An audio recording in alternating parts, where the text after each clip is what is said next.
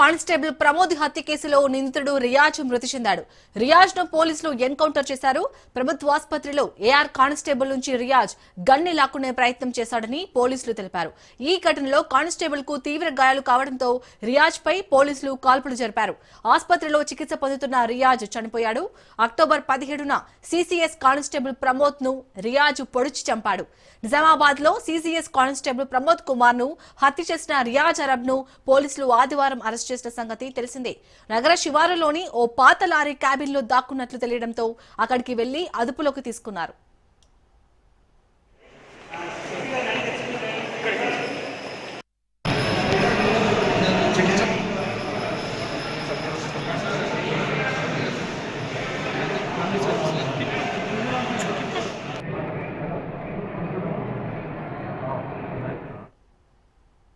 ఆసుపత్రిలో చికిత్స పొందుతున్న టైంలో ఈ ఉదయం పారిపోయేందుకు రియాజ్ ప్రయత్నించాడు. ఎక్స్రే కోసం తరలిస్తున్న క్రమంలో కానిస్టేబుల్ నుంచి గన్ లాక్కొని ఎస్కేప్ అవ్వాలని చూశాడు.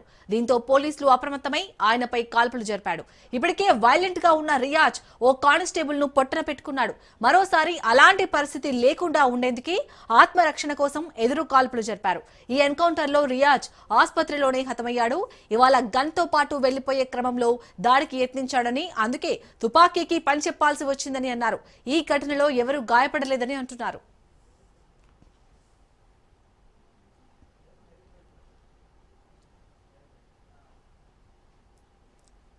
రైట్ ఇక ఇటు మరోవైపు అయితే రియాజ్ ఎన్కౌంటర్ పై డీజీపీ శివధర్రెడ్డి అయితే స్పందించారు. రైట్ ఇక ఇదే అంశానికి సంబంధించి పూర్తి డీటెయిల్స్ మా ప్రతినిధి సైదులు అందిస్తారు. సైదులు,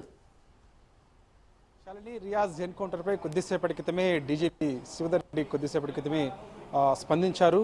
సో రియాజ్ ని ఎన్కౌంటర్ చేశాము, ముఖ్యంగా ఆయన నిజామాబాద్ ఆసుపత్రిలో చికిత్స పొందుతున్నాడు. ఆ సమయంలో పారిపోయే ప్రయత్నం చేశాడు. సో ఏఆర్ కానిస్టేబుల్ ఆయన రక్షణగా ఉన్నారు. సో ఆ సమయంలో వారి నుంచి తప్పించుకొని వారి గన్ లాక్కొని వారిపైన కాల్పులు చెప్పే ప్రయత్నం చేయబోయాడు రియాజ్. అందుకని వెంటనే అప్రమత్తమై రియాజ్ పైన కాల్పులు జరిపాము. సో ఆ కాల్పుల్లో రియాజ్ అక్కడికక్కడే మృతి చెందాడు అని చెప్పేసి కూడా కొద్దిసేపటి క్రితమే డీజీపీ అధికారిక ప్రకటన చేశారు.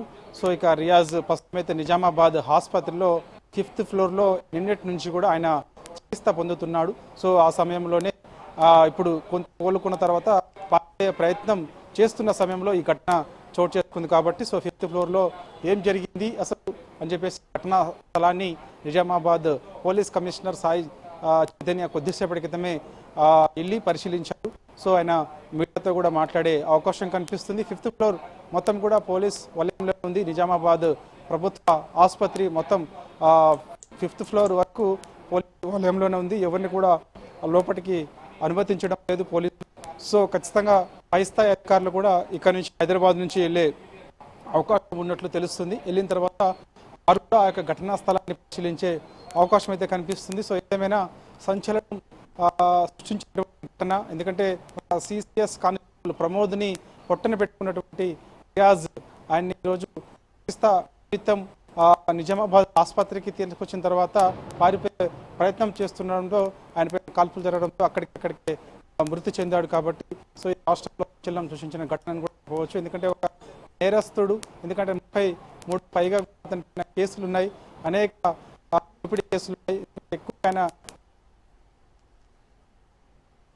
కూడా తెలుస్తుంది. ఎందుకంటే ఇప్పటికే ఆయన పైన చాలా వరకు బుల్లెట్ బైక్ దొంగతనాలు 23 వరకు ఉన్నట్టు కూడా తెలుస్తుంది. బుల్లెట్ బైక్స్ ఎక్కువగా నిజామాబాద్ లో దొంగతనం చేస్తూ వాటిని అమ్మే ప్రయత్నం చేస్తుంటాడు రియాజ్. అనేక సార్లు పోలీసులకి పట్టుబడడం జరిగింది.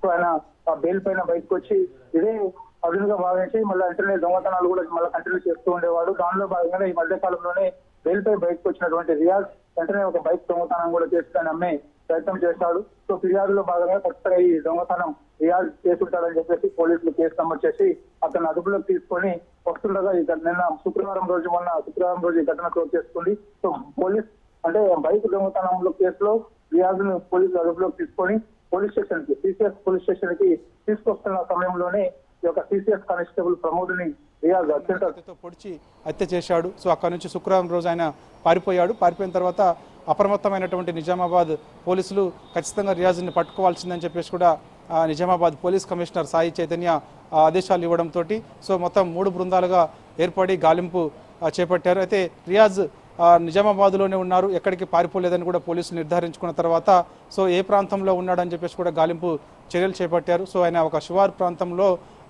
ఒక పొదల్లో నక్కి ఉన్నాడని చెప్పేసి కూడా గుర్తించారు.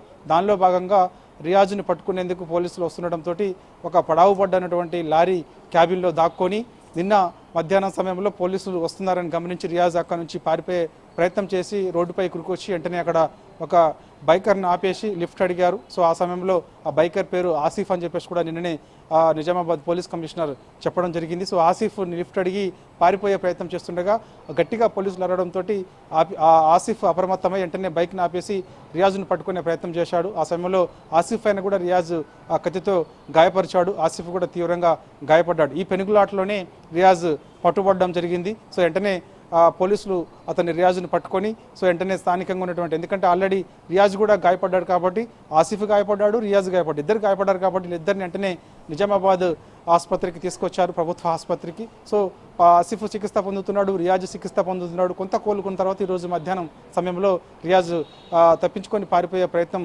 చేస్తుండగా ఈ ఘటన చోటు చేసుకుంది. సో అప్రమత్తమైనటువంటి ఏఆర్ కానిస్టేబుల్ రియాజ్ పైన కాల్పులు జరగడంతో అక్కడికక్కడికే మృతి చెందడం కూడా కొద్దిసేపటి క్రితమే తెలంగాణ డీజీపీ శివధర్ రెడ్డి అధికారిక ప్రకటన చేశారు. అదే రియాజ్ వాళ్ళ దగ్గర నుంచి గన్ తీసుకొని కాల్పులు జరిపితే ఎంతోమంది అమాయక ప్రజల ప్రాణాలు కోల్పోయేవారని చెప్పేసి కూడా డీజీపీ చెప్పారు. సో అందుకు ఆత్మరక్షణ కోసమే వెంటనే అతని పైన కాల్పులు జరపాల్సి వచ్చింది. సో అక్కడ ఎవరు కూడా గాయపడలేదు, అతను మాత్రమే మరణించాడని చెప్పేసి కూడా పోలీసులు చెప్తున్నారు. సో ఘటనా స్థలాన్ని ఆల్రెడీ నిజామాబాద్ పోలీస్ కమిషనర్ పరిశీలించారు కాబట్టి మరి కాసేపట్లో అధికారికంగా మీడియా సమావేశం కూడా ఉండే అవకాశం అయితే కనిపిస్తుంది. పోస్ట్మార్టం పూర్తయిన తర్వాత రియాజ్ డెడ్ బాడీని కుటుంబ సభ్యులకు కూడా ఈరోజు సాయంత్రం అప్పగిస్తారని చెప్పేసి కూడా సమాచారం ఉంటుంది. లేదంటే రేపు ఉదయం రియాజ్ మృతదేహాన్ని కుటుంబ సభ్యులకి అప్పగించే అవకాశం అయితే కనిపిస్తుంది. నేరస్తులకి ఇది ఒక హెచ్చరిక అని చెప్పేసి కూడా పోలీసులు చెప్తూ వస్తున్నారు. ఎందుకంటే పాత నేరస్తులు ఎవరైనా సరే ఒక హెచ్చరిక లాంటిది అని చెప్పేసి కూడా చెప్తున్నారు. ఎందుకంటే కొద్దిసేపటి క్రితమే చూసాం రాష్ట్రంలో లా అండ్ ఆర్డర్ అసలు ఉందా లేదా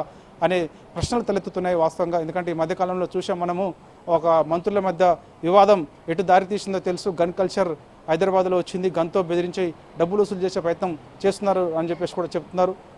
స్వయంగా ప్రభుత్వంలో ఉన్నటువంటి కొందరు పెద్దలకు అత్యంత సన్నిహితంగా ఉంటూ ఈ యొక్క గన్తో బెదిరించి డబ్బులు వసూలు చేస్తున్నారని చెప్పేసి పెద్ద ఎత్తున ఆరోపణలు వస్తున్నాయి. సో ఇలాంటి ఆరోపణల నేపథ్యంలో అంటే రాష్ట్రంలో లా అండ్ ఆర్డర్ పూర్తిగా దెబ్బతిన్నది, శాంతి భద్రతలు క్షీణించిపోయాయి అని చెప్పేసి ఇలాంటి ఆరోపణలు ప్రభుత్వం పైన వస్తున్న నేపథ్యం అనుయంగా రియాజ్ పాత నేరస్తుడు, అతనిపైన దాదాపుగా 33 పైగా కేసులున్నాయి. సో ఆ నేరస్తుని పట్టుకునే సమయంలో సిసిఎస్ కానిస్టేబుల్ అతని చేతిలో హతమవడం, సో ఇలాంటివన్నీ కూడా ప్రభుత్వం పైన పూర్తిగా ఒత్తిడి వచ్చింది. సో ఇలాంటి సమయంలో ప్రభుత్వం మరి నిర్ణయం తీసుకుందని చెప్పేసి కూడా అంటున్నారు. అంటే అందుకే రియాజ్ని హత్య చేశారని చెప్పేసి కూడా అంటున్నారు. సరే రియాజ్ని ఎన్కౌంటర్ చేశారని చెప్పేసి కూడా చెప్తున్నటువంటి పరిస్థితి కనిపిస్తుంది. కాబట్టి సో ఏదేమైనా సరే ఒక నేరస్తులకు మాత్రం ఇది ఒక గట్టి హెచ్చరిక లాంటిదని చెప్పేసి కూడా పోలీసులు చెప్తున్నటువంటి పరిస్థితి కనిపిస్తుంది.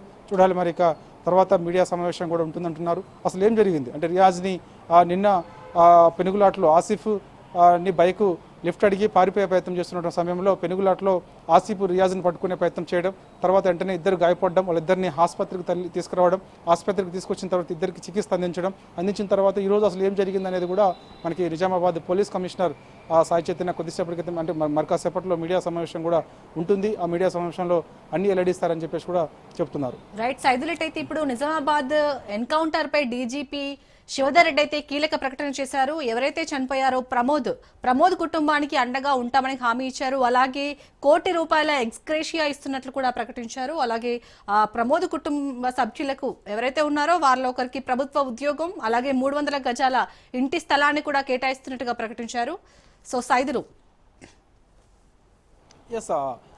ఖచ్చితంగా, ఎందుకంటే డీజీపీ కొద్దిసేపటి క్రితమే స్పందించారు. ప్రమోద్ సిసిఎస్ కానిస్టేబుల్ కాబట్టి ఆయన సర్వీసు ఇంకా ఎక్కువ కాలం ఉన్న నేపథ్యంలో కుటుంబ సభ్యులకి ఖచ్చితంగా రాష్ట్ర ప్రభుత్వం పోలీస్ శాఖ అండగా ఉంటుందని చెప్పేసి ఒక భరోసా అయితే కొద్దిసేపటి క్రితమే డీజీపీ ఇవ్వడం జరిగింది ఆ కుటుంబానికి. ఎందుకంటే ఆ కుటుంబంలో ఉన్నటువంటి ఒకరికి ఖచ్చితంగా ప్రభుత్వ ఉద్యోగం ఇస్తామని చెప్పేసి కూడా హామీ ఇచ్చారు. దాంతోపాటుగా ₹1 కోటి ఎక్స్గ్రేసియా ఇస్తామని చెప్పేసి కూడా చెప్పారు. కాబట్టి సో కుటుంబంలో ఒకరికి ఉద్యోగం, ₹1 కోటి ఎక్స్గ్రేసియా, సో ఇక ఆ విధంగా కుటుంబాన్ని ఖచ్చితంగా ఆదుకుంటామని చెప్పేసి కూడా అంటున్నారు. కాబట్టి ఇలాంటి కరుడు కట్టిన నేరస్తులు ఎవరినైనా సరే వదిలిపెట్టే ప్రసక్తే లేదని చెప్పేసి కూడా పోలీస్ శాఖ ఒక గట్టి